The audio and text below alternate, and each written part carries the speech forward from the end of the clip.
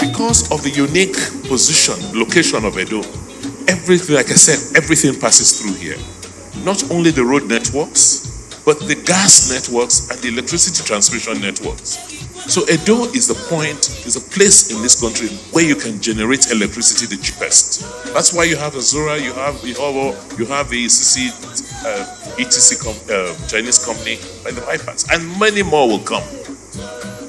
Once you have electricity, then 60% of your problems are resolved. Mm-hmm. Right? Yes, sir. Companies will want to come where the costs are low. Companies will want to come where they can get quality human resources to work for them. The least of a challenge in the world today is capital. Money will go where it will replicate itself.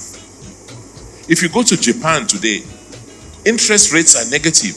That is, there's a disincentive. So why will people in Japan, in the rest of Asia, where interest rates are like 1-2%, not like to send their money where, they will get much more returns on their money? How do you restore hope in our young people? Yes, I can tell. For someone who be that daring to say, look, I'm leaving and take on that challenge, it just shows the quality of mind that person is ready to take on, can achieve anything in the world if you just directed his or her, aptitude in the right direction. Edo produced some of the best quality manpower in this country. And good evening, everybody, Your Excellency, and everybody present here today. It's indeed a pleasure to be here. Came into town on Monday to have a training. The training is twofold. So I'm making a movie in Benin next year titled For the City. And the title of the movie conveys the message of the movie. We're making a movie that's going to make everybody think about what they can do for the city rather than what the city can do for them. And so we thought, okay, why make a movie for the city that we hype the city and come with a regular crew from Lagos to come and make the movie in the city? You see, I have rhymes, right? So we just realized that, why not train the people in the city? So the people in the city can be responsible for the movie made for the city. Oh, that's nice, man. I should release an album. So essentially, we came and we've been having auditions. We had auditions with rappers and singers in Benin on Monday. Yesterday was Tuesday. We had a filmmaking training from morning till night. And we've been here since that yesterday, setting up for this short clip we wanted to shoot. And why this short clip? It's not a full movie, it's just like an introductory shot for a movie. But it's to make us understand what can be achieved in this space. The Victor Waifo production sound stage, because that's what it is. It's a sound stage, and essentially what we do at the sound stage as filmmakers is that we come here and create worlds that do not exist. So I could easily situate us in the US here right now. I could create an epic battle scene here now. I could make someone be in Japan right now and the next second is in Korea, because we have this space that we can take good advantage of. And then we can do set extensions, green screen projections, and the technology we use for these, I was like, okay, since I'm teaching filmmaking, let me show some other possibilities. So usually we'll shoot in front of a green screen and then we'll key the character out and place him in another location. But then I said, okay, why don't we try another method that is currently in vogue? So nowadays they have something they call virtual projections, where they have this massive dome that is digitized, and then they project the world that they want to create, put the character into on those domes, and then the domes are rigged to the cameras, and it's like kind of tracked. So the moment you move the camera moves in sync with the world, so it feels like the person is actually in that space, So nobody does that in Nigeria yet. But what we did today is a small simulation of the process of getting that done. And instead of using a green screen that would have taken us maybe like 2 days to key out the green background and put these people in the desert, we used the same LED screen that you're watching here right now. And so we projected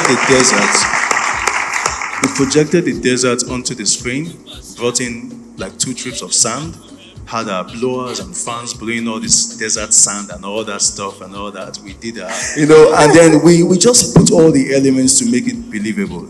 Now, if I was going to create a battle scene here, and I had LED panels that would cover the expanse of this wall, and I have 500 people fighting each other here, we will achieve the same thing right here. So it takes away the stress of doing location recce and looking for complex locations where you might have the issues with permits and the area boys and thoughts, even though we don't have them in Benin like Lagos. Like, I'm a Lagos person, and I know how it goes. But the bottom line is this. I'm very convinced that the future of the entertainment industry in Nigeria is in Edo State. Not just Edo State, Benin City. And I tell people, they say there is Nollywood, there is Kannywood in Kano, there is Asaba Wood. Asaba Wood is like firewood. There's nothing to do. But we won't call that one Benin Wood because we don't want to be wood. But the thing is, you can't get to Asaba without passing Benin. Lagos is saturated. There's a wonderful facility in Calabar. It's difficult to get to Calabar. But like the governor rightly said, Benin can easily service 100 million people. So it's very easy for the entire film industry to find its way to Benin. However, capacity must be built, which is why we're having the training. Because I'm convinced that I don't want to work with any crew member who is not an Edo indigene, so that we can build the capacity. And after this movie, when the next set of people are impressed with what we've done and they want to come here, they won't be thinking about coming with people, because the people are in the city to make the movie for the city. And I'm thrilled, first, with the structure that you have on ground. And if I look back at the proposals that I read and approved 3 years ago, I can see that you have made a lot of progress on those proposals. It's just getting people to believe, to realize that it is real, that people are actually being trained, and those people who are being trained and diligently go through the trainings are getting jobs. My name is Darlington Ohimai. I'm a painter, a writer, and a videographer. My name is Eunice Ajanako. I'm a graphics designer. My name is Godwin Dick, and I'm a filmmaker and editor most especially. My name is Sidao Sausagi. I am one with a very wild imagination. My name is Hafiz. I'm a cinematographer. We're talking about the story, right? So now we've talked about how the cinematographer and the lighting designer and the sound designer come in to tell the story. Now, let's just pause and think together. Imagine if this was really a script conference for a project that we are really filming. And in fact, I'm thinking we should actually film it. It's just one location here. From the gates to here, we have the whole space to ourselves. Jobs are going to be created in the technology space, the jobs of the future. And there are numerous jobs. So I'm going to be encouraging you to just continue to drive in that direction very hard. Let's focus on technology.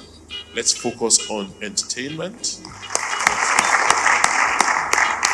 You will not, in your generation, in your lifetime, have any need to want to travel. Other people will travel to come to your homeland to take advantage. Think about it. In life, everything is about people. It's the human capacity, the human being that makes things happen. In Edo, I think from generations, the people who are called Edo people have just been daring people. They've been people who have created things, people who have been creative throughout their history. And the genes, those genes still reside with them today. So what we need to do and what we try to do as a government is create the opportunities for the human beings who live in Edo, those Edo people, to express themselves. And once you do, there's nothing in the world they will not be able to accomplish. So in summary, I just want to say I believe so much in what can be, what Benin can become. I'll make it a point of duty to make Benin the capital of the entertainment industry in Nigeria, and it's possible. It's not far-fetched. It's not something that is like a big dream, it's not a tall order. With the movie we're making next year titled For the City, only someone who doesn't know what's good will not be convinced to come and film in Benin and invest in Benin and build capacity in Benin. And then we'll get young people gainfully employed instead of thinking about vices and other things that are contrary, so that we can have a better society in the future. Thanks, guys. Thank you. Thank you, Stanley.